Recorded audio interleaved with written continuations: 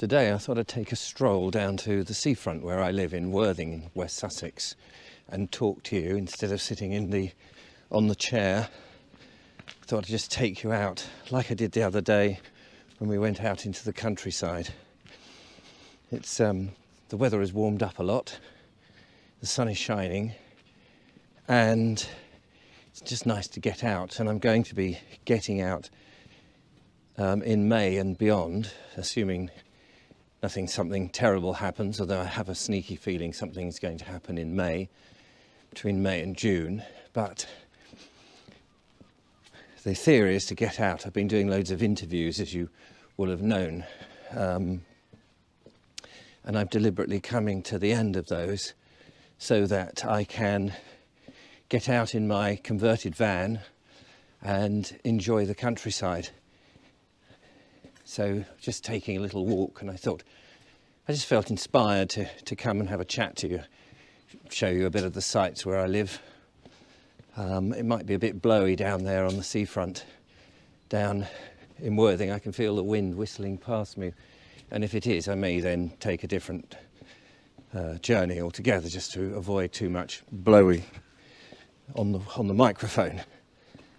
So, talking of journeys, I've had a bit of a journey with this whole YouTube phenomena in which my channel exploded. People became interested in the questioning that I was doing about what was going on in the world. And thanks to, well, really, you, the audience, I've got a clearer idea. I don't know all the answers by any means, and it's a continual quest, really, to find out what's going on. One has to look at the horrors of what seems to me is an orchestrated destruction of humanity, and we're being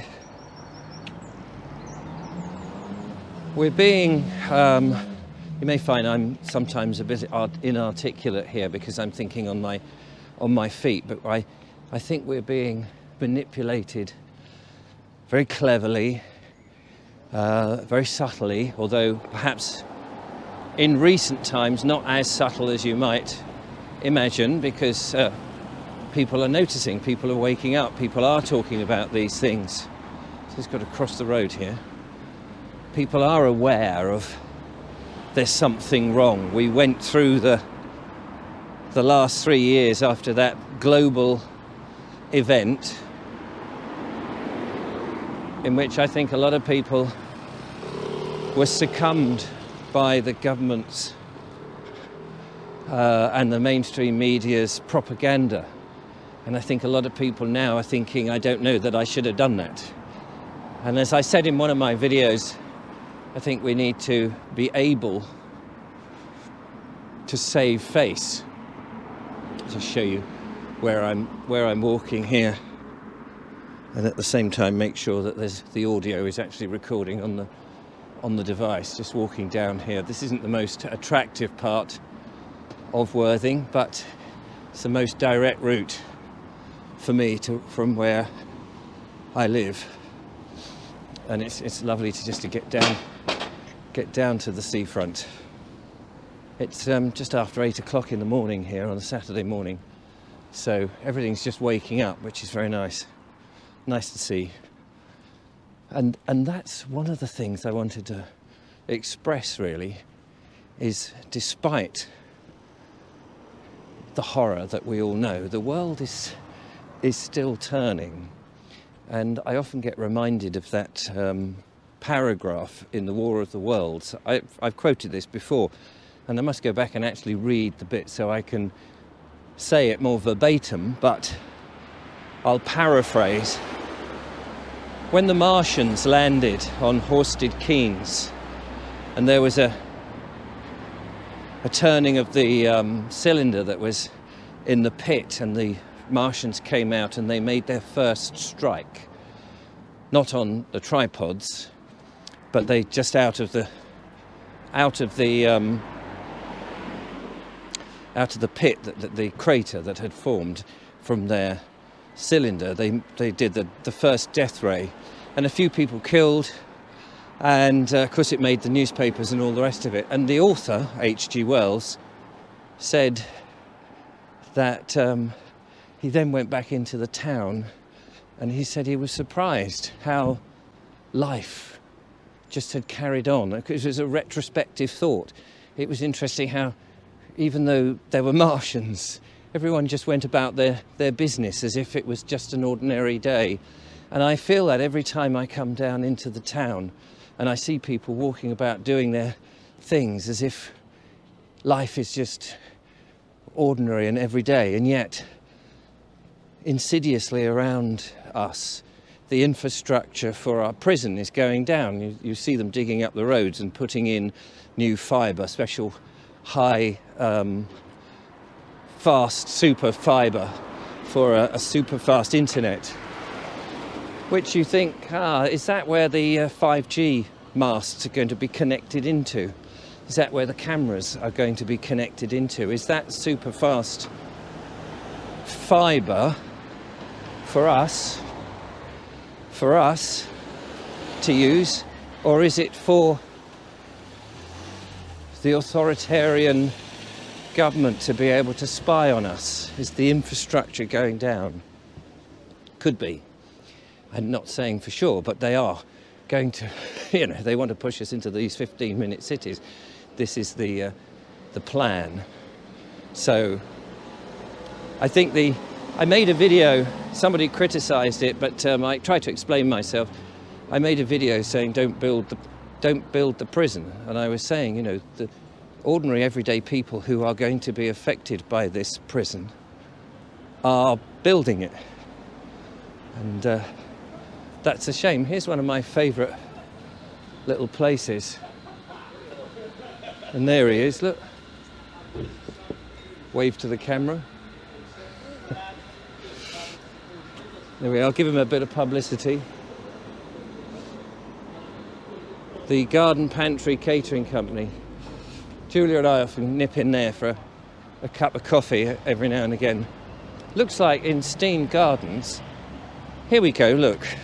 This is the essence of what I want to get to. Didn't know this was here, but I'm going to stroll through it.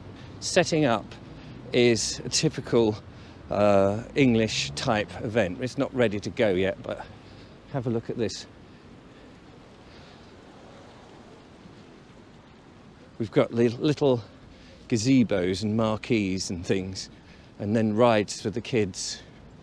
And the sort of English country fair type thing going about. Little businesses, independents. It's not yet up and running because I'm here a little too early. These rides, how about that? And a licensed bar area for the drinks. Some celebrations. And this is, to me, what freedom is all about. The freedom to celebrate, to travel to country fairs and things like that. There we go, look, Worthing Gin getting there. Hello, nice to see you. Doing their thing. And we've got, the Union Jack flag, actual real, well, I was going to say it's material, it's not plastic, it probably is plastic, but it's materially type thing through this licensed bar.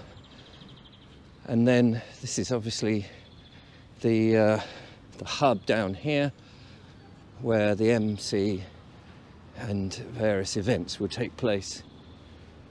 Zoom events have been involved into setting up that, I guess. So anyway, there we are, nearly got down to the seafront, very close. I want to just walk around this little park area. A little bit of municipal, back in the days when the Victorians set up things and they had pride. We've lost a lot of pride, of course, in our land. I recorded a podcast. I do something called the Naked Englishman podcast, and you can find it if you so wish at nakedenglishman.co.uk. And today's one, Saturday one, I think we're the 29th, aren't we, of April. I talk about something which I suppose inspired me to come down here. I talk about the essence of a country in its soil, And I talk about how important it is that our houses should be built from the local environment, from the local building material, because the soil that grows the trees, that forms the stones, that grows the reeds for thatching, the clay that makes the bricks. I think there's something intrinsic, there's something genuine, there's something authentic about living in a house that is connected to the earth, connected to the land where you live. I think that's there's something spiritual about that. I think the spirit of us is also connected to the earth in some way, and so living in a place that is genuine to where you live is important. You may think that's all a load of rubbish. I expressed it so much better in the video. Let's go down to the seafront then on this somewhat different little monologue. I also want to just express the fact that one of the things I said in this podcast, I'm just going to adjust the camera a minute, there we go, this morning, was while we're being pushed into an ever digital world, I think it will fail. You know, I see the comments sometimes and people will say, oh, Richard, you know, you're giving us hope occasionally, or you're trying to find solutions. It will never happen. These powers of evil are too great. They're too big and there's nothing we can do. And I read that and I feel sorry, because we must fight to the last. We cannot just acquiesce. We will lose so much. Our way of life. Look at this. This is on the seafront here in Worthing.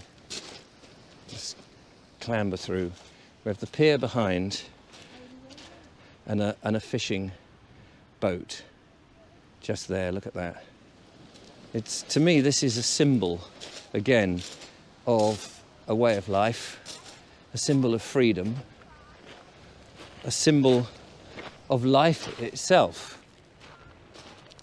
A boat, the analogue way, a visceral way of in the real world. And I think this is what my main message, one of the reasons for coming down here. It's not as blowy as I thought, actually. The reason for coming down here is this world that we live in, and we all live in different parts of it. It's real. These are the real stones. You can hold them, you can feel them, you can smell them, you can touch them, you can walk on them.